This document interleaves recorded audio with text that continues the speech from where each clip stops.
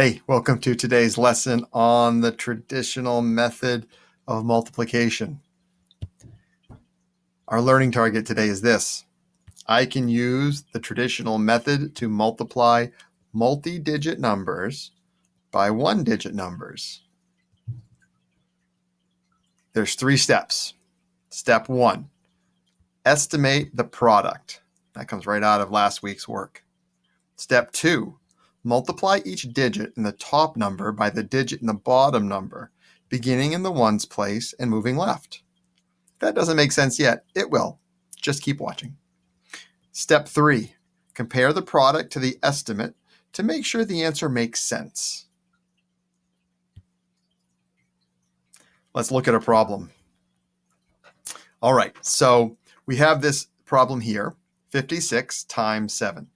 56 is the multi-digit number, 7 is the one-digit number. And what I've done is I've set up here the multiplication problem, and I've put in the ones, tens, and hundreds place so that we can just see place value a little bit better. And we have here a multiplication chart. So if there are any facts we don't know as we go ahead and multiply using the traditional method, we can use our multiplication chart to help us quickly find the answers. All right, so step 1, if you recall, said estimate the product. So let's do that. Let's see here. 56. Well, 56 is pretty close to 60. And then the single digit, we're going to leave as a single digit. So now we have an extended math fact. If we do 60 times 7, well, we know from last week that's 6 times 7, right? So that's, let's see, that's 42. And we count up all the total zeros in the factors. There's 1. So we'll put in 1 0 here. So our answer, when we're done, our product of multiplying 56 times 7 should be something around 420. That would put us in the ballpark and let us know that we're probably correct. So the way we do traditional method multiplication is to stack our numbers up. So right now they're written horizontally. We are going to put 56, the larger of the 2 digits, on top.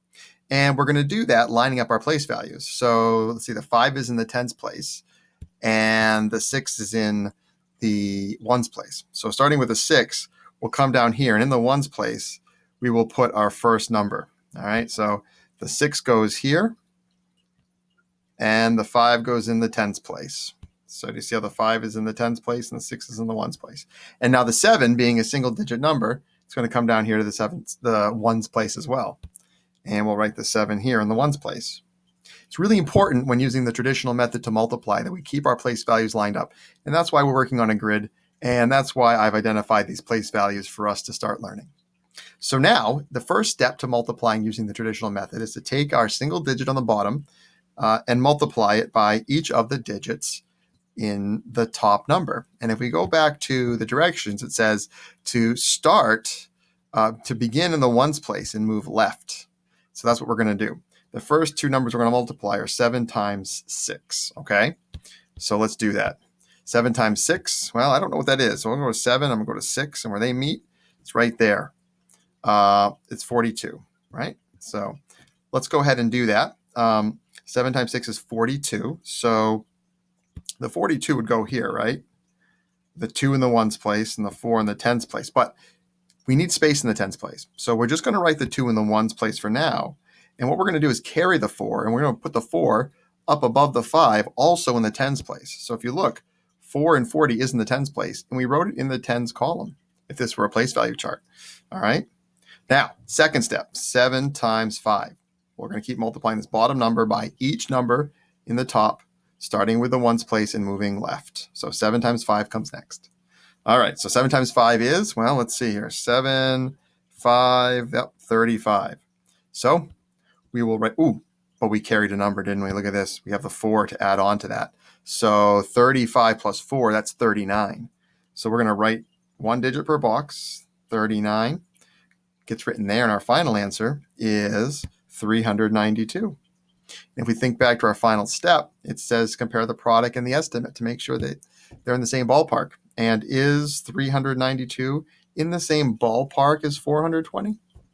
It is. So that means we're probably correct. Let's try another problem. This one Oh, we've done these 3 steps, so we're going to continue to do them. We're going to estimate the product. We're going to multiply each digit in the top number by the digit in the bottom, starting in the ones place, and we're going to move left. And then we're going to compare the product and the estimate. So let's do it with this problem here. Now we have a 3-digit number times a 1-digit number, right? So let's go ahead and make our estimate first. Let's see, 629. What number is that kind of close to? Yep, you're right. It is 600. Let's do that, 600. And we'll leave the single digit as is. We won't round that single digit anywhere. So now we have our extended math fact, 600 times 8. So we know we start with 6 times 8.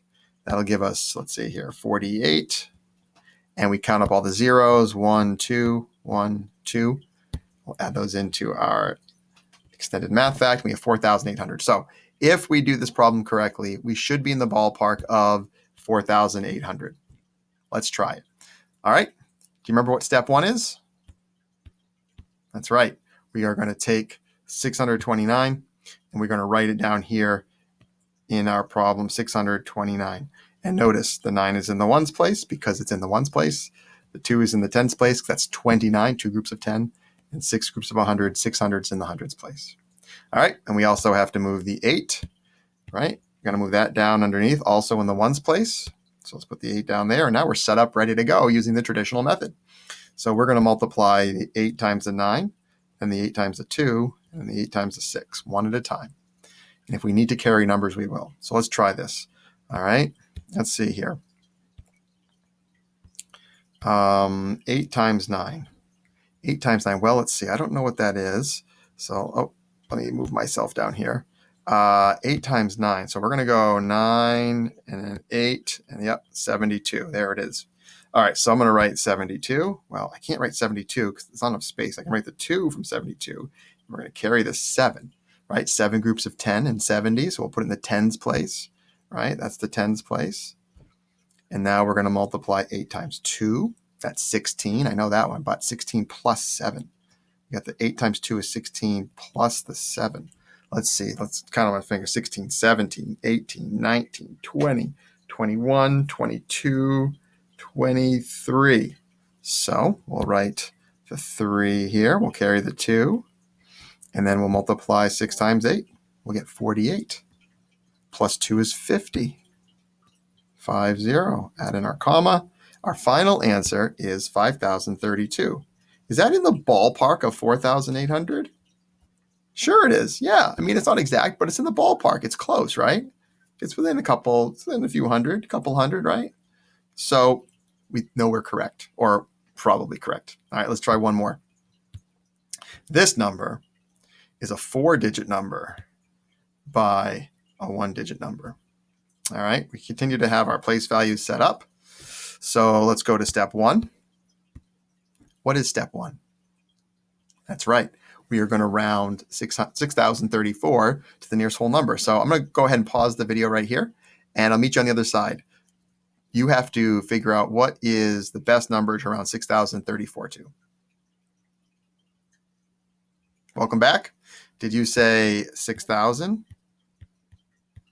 I hope so. We're going to multiply it by our single digit number. We don't need to round that anywhere. Now we have an extended math fact. 6,000 times 9. So we'll start with 6 times 9. What is 6 times 9? That's right. That's right. It is 50. Let's see, equals. Let's see, it's 54. And what comes next? Yep. 1, 2, 3 zeros. Count them up. We'll add them in. 1, 2, 3 zeros. So if we are correct when we solve this problem, our answer should be in the ballpark of 54,000. All right, let's go ahead and do the problem. All right, so step 1, we're going to take 6,034. We're going to move it down into our place values, making sure we line things up correctly. So let's see, 6 is in the thousands place. I'll start here. 6,000, 0, 30, 3 groups of 10, 4, right?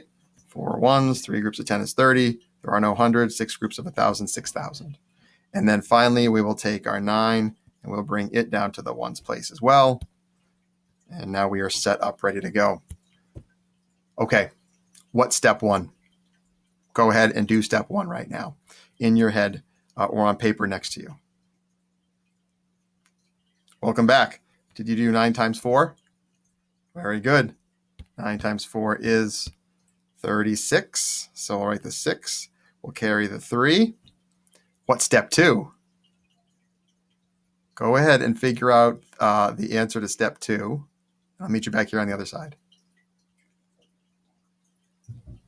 Okay. Yep. If you said step 2 is to multiply 9 times 3 and then add the 3 more that we carried, you're correct. So 9 times 3. Well, let's see. 9 times 3 here. 9 times 3, that's 27. Yep. All right. So let's see. Plus 3 is 27, 28, 29, 30. 30. I love using my fingers. It's such a great strategy to help me add up. So 30. So we're going to put the 0 here and the 3 here. All right. What's the next step? Go ahead and figure out the answer to the next step, and I'll meet you back on the other side. Okay. Did you say the next step is 9 times 0? Well, it's 0. Plus, we have to add the 3. So what's 0 plus 3? You got it. It's just 3.